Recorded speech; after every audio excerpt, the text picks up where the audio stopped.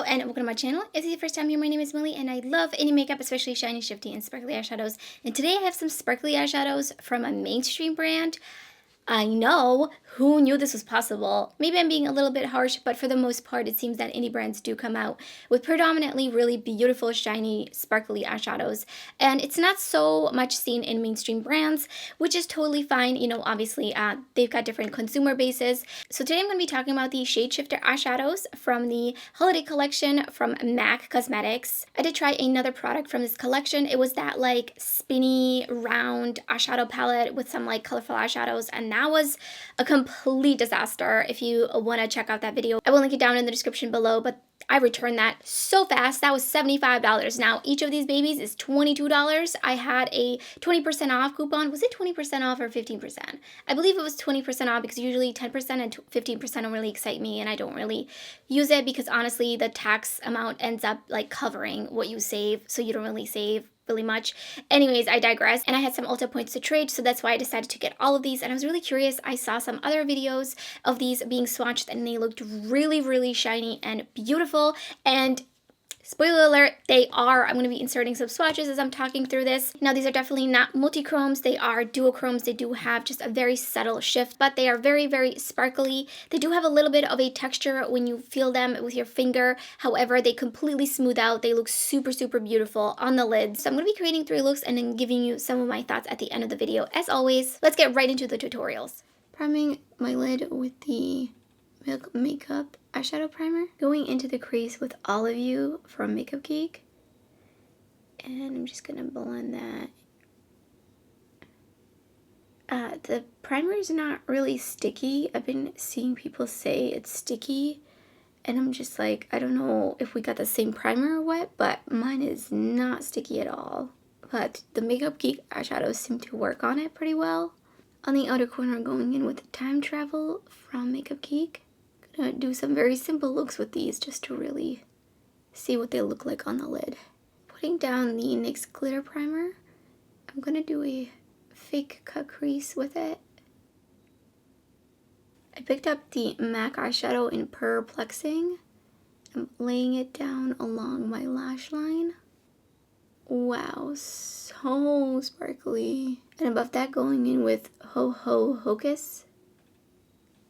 These are just so pretty. Okay, I love this so much. They're definitely like, they pick up a little loose, but they don't look textured on the lid. Like, they just look shiny. To finish off this look, I put on these So Real lashes from Kiss, and I brought the mattes from my crease down below to connect to my lower lash line. So here's the finished look. Priming my lid again with the Milk Makeup Primer. Going into the crease with Hot Tamale from Makeup Geek. And then taking Bitten on the outer corner from Makeup Geek. And just a little bit more. I'm going to deepen it up with Give Me the Dirt. Using the NYX Glitter Primer to do a half cut crease. Picked up Calling Your Bluff. I'm going to apply it close to my lash line. Then picked up Behind the Curtain and I'm putting it above it. The shade's a bit more plummy.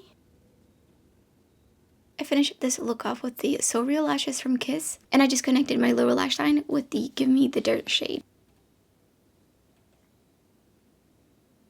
Last look, priming with the Natasha Denona eyeshadow primer. For this look, I'm going to go in with my Burn Image eyeshadow. So this is N01. I'm just putting that into my crease.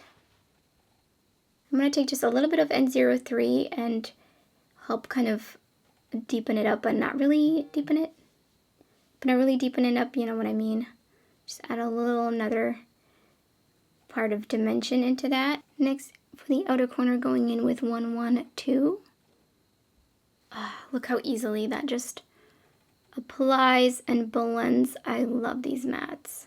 I'm going to take that same shade under my lower lash line. Then N01. And just a little bit of N03 again. Just kind of mixing the two together. Going in with the NYX Glitter Primer on top of my lid. Picked up right before your eyes. and just tapping it on over where I put the glitter primer.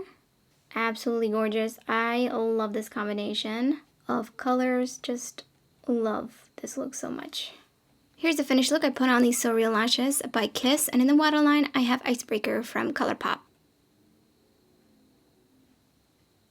Right here. This look right here, probably one of my most favorite eye looks I've done in 2021, or maybe even ever.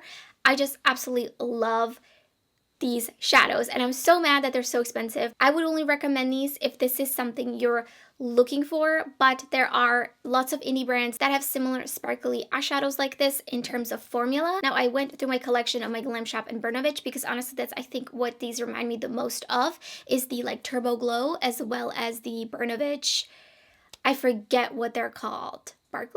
Sparklers, I think. Sparklers. I'll put up on the screen. But shine-wise and sparkle-wise, that's what they remind me of. I don't have any direct color dupes from those eyeshadows that I have. I don't know if there's other shades that I might not have from those two brands that would directly dupe these out. But even just like swatching them, they feel a little bit different. So these do have just a little bit of like, I don't want to say grittiness, but like you can definitely feel, they don't feel like silky smooth. They feel like they've got a little bit of something. Compared to the Glam Shop and Brnovich, because those are completely smooth, silky smooth, really feel to the touch. But as you're putting these on the lid, they don't feel like that. As you're swatching them on the back of your hand, you're not going to feel it anymore. It's really just like when you put your finger in there first. But enough about the texture. I'm honestly so mad that I really like these. The last shade that I used, I think this is my favorite. I think if you wanted to get one of these, again, if you got a really good deal on them, of course you don't need any of these. But if you are somebody who doesn't really buy from indie brands and you might not want to, then I think these are a great option to get that sparkle from a mainstream brand. That being said, yes, they are really pricey. Also, you only get 1 gram of product, which usually the other eyeshadow pans hold 1.5 grams of product. So I feel like I'm ending on a good note with MAC Cosmetics, because that other palette from the same holiday collection, like what happened between the quality of that and this? Obviously, these are meant to be special. Do I feel like I needed all 5 of them? No, but I also have a YouTube channel, so that's why I really wanted to show them off all to you. Also, I was just really curious to see some really sparkly, shiny formula from a mainstream brand. So let me know in the comments below if you picked any of these up or if you picked up anything else from the collection. I would love to hear your thoughts down in the comments below. And if you're new to my channel, I would love it if you subscribe. There's so much indie makeup content uploading my channel. Lots of shiny, shifty, sparkly eyeshadows. Some mainstream brands here and there as well. So you don't want to miss out. So thank you so much for watching, and I hope to see you next time.